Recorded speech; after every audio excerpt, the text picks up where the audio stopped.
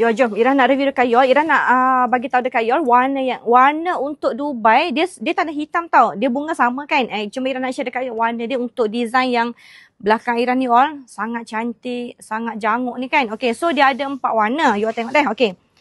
Warna dia, okay, warna first, you kena tengok dekat sini sayang. Okay, Ira share dekat you cara nak tengok warna kakak. Okay, you perasan tak dia ada macam kipas you ni dekat diamond ni kan, dia ada kipas dekat sini. Okay, yang ni warna hijau turquoise.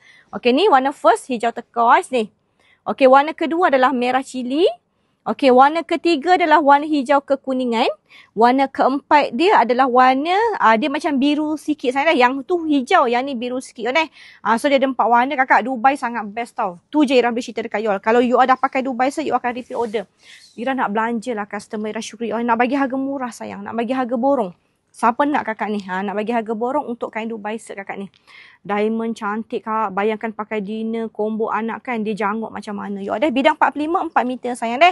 Ada 4 warna. Siapa nak dapat harga borong, komen dekat Ira. Yang komen first, yang laju komen, yang positif komen, aktif komen semua, I akan belanja harga tak masuk akal. Harga special lah untuk you deh. Dia panggil apa tu? Untuk menghargai customer lah. Harga menghargai customer. Siapa nak komen dekat Ira you all? You all tengok ni kak. Kelembutan dia macam mana you all deh. Lembut sangat-sangat kak. Kain dia best sangat-sangat you all ni.